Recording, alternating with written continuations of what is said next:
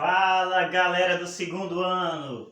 E aí, tudo bem? Tomara que você esteja bem, esteja se cuidando, usando a máscara direitinho, tampando o nariz e a boca, né? E aí, vamos logo ao que interessa mais nesse momento que você está assistindo essa aula. Pode ser de manhã, pode ser de tarde, à noite, essa vantagem que você pode assistir quantas vezes quiser e quando você quiser. A aula dessa semana envolve recursos minerais e as fontes de energia. Muito cobrado nas provas. O Enem está aí, vai chegar e você pode se dar bem ao dominar esses conteúdos que diz respeito ao nosso cotidiano. Os recursos minerais. Os minerais, eles são compostos de elementos químicos. E as rochas são agregado de minerais. Então temos que diferenciar. Aqui nós vamos enfatizar não as rochas, mas os recursos minerais, que são um conjunto de elementos químicos. E aí, aqueles elementos químicos que têm valor de mercado, né, são importantes para a nossa abordagem. São muito importantes. Nós dependemos muito desses recursos minerais. São aqueles que são usados pela gente. E nessa sociedade industrializada, nós dependemos muito dos recursos minerais, certo? Nós temos que ver o seguinte: existem aqueles metálicos, minerais metálicos, e aqueles não metálicos.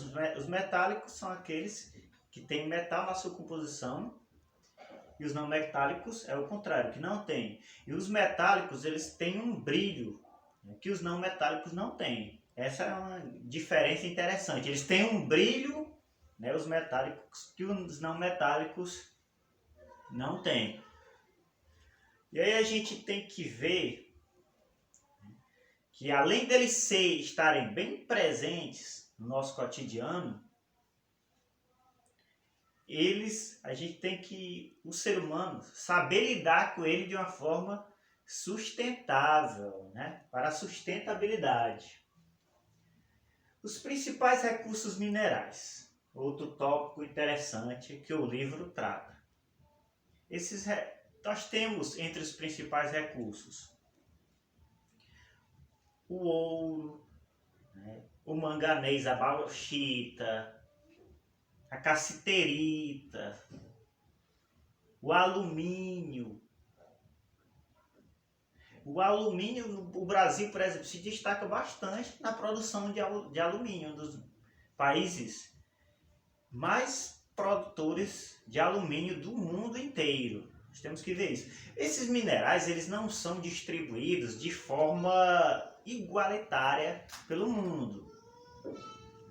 Algumas partes têm mais minerais e outras não. O hemisfério norte ele tem, em geral, os minerais mais valiosos, mais do que o hemisfério sul.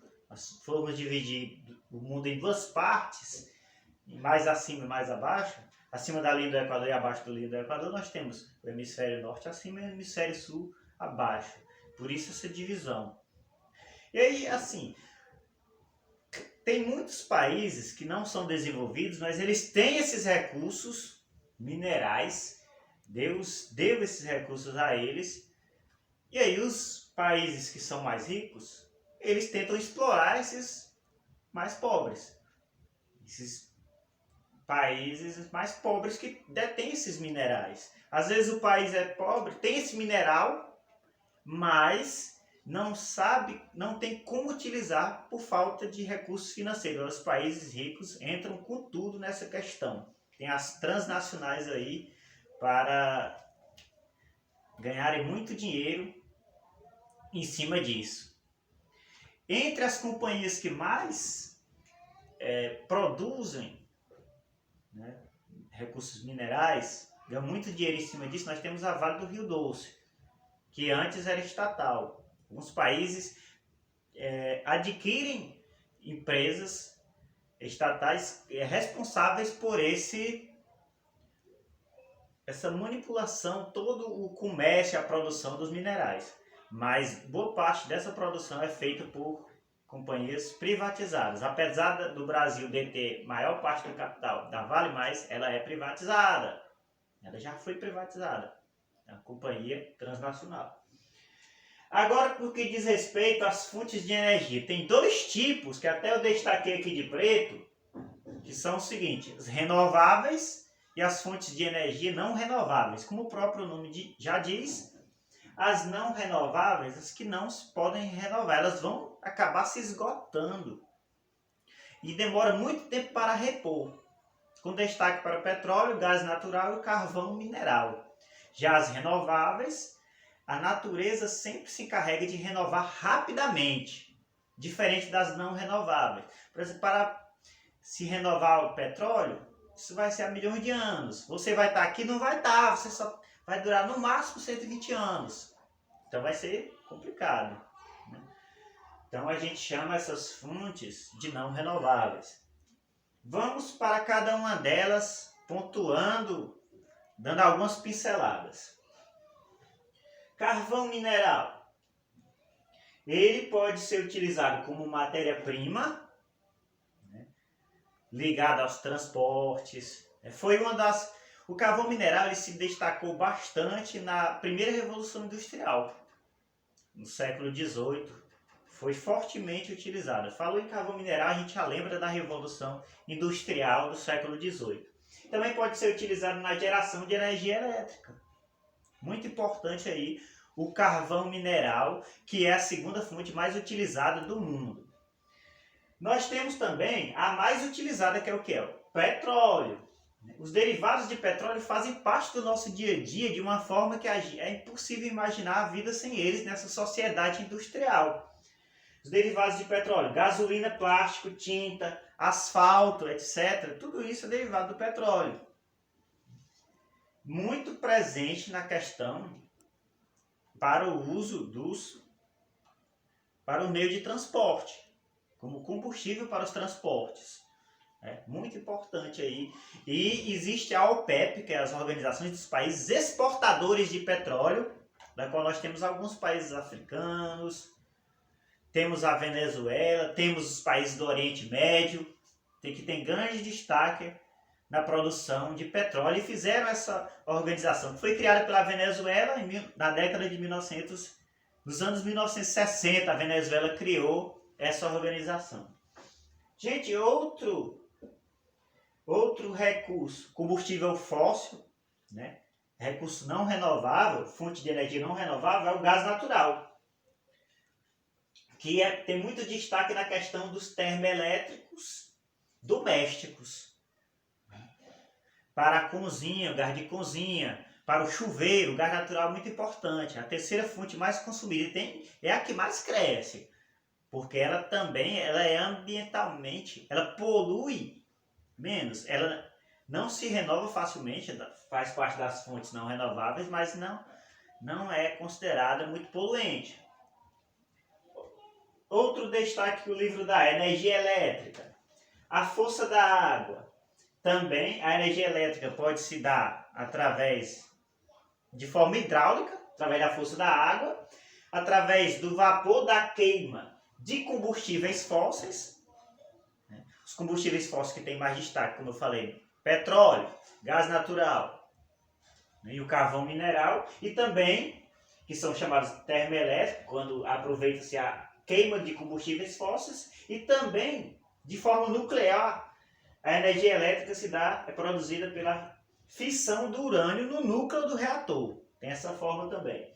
Nas usinas hidrelétricas, gente, tem uma vantagem e uma desvantagem. A vantagem é que é barata, através da força da água, é muito barato. Assim, para o Estado construir não sai barato, mas é uma das fontes para o consumidor que sai de forma barata. Mas a desvantagem é que pode causar impactos ambientais, bastante impactos através das inundações, né? E também alguns componentes orgânicos poluem e emitem o quê? CO2, o carbono. É uma coisa que você poderia não saber, mas acontece bastante ligado a essas usinas hidrelétricas. Na termoelétrica, a gente tem com destaque a força realizada pelo vapor de água produzido por uma caldeira que é aquecida pela queima de combustíveis fósseis, né? E as nucleares apresentam grande perigo por conta da questão da radioatividade. Alguns acidentes radioativos aconteceram na história. Gente, dei destaque aqui, ó, ligado às renováveis, recursos, as fontes de energia renováveis, a biomassa, biodiesel, eólica e solar. A biomassa, ela está ligada à origem vegetal ou orgânica. É muito interessante a biomassa, né? Porque, inclusive, a biomassa, das coisas que eu gostaria de destacar é que ela apresenta uma solução para o lixo orgânico, para ser reaproveitado. Outra fonte renovável, biodiesel, vegetação, diz respeito a vegetações que produzem, aos vegetais que produzem óleo. Muito legal o biodiesel, que a gente escuta muito falar na produção dos transportes, na questão dos combustíveis para o transporte. Eólica, através dos ventos, o Ceará tem destaque, né, o nosso Ceará nessa questão, assim como o Pernambuco. E a Espanha e a Dinamarca é uma fonte relacionada ao quê? Aos ventos, né, que está se destacando aí bastante. E a última que eu gostaria de destacar, solar, que está ligada também chamada de fotovoltaica, energia fotovoltaica, e também serve como aquecedor em países muito frios, né? Então, gente, a nossa aula é essa, de forma resumida. Leiam o livro, obrigado pela atenção.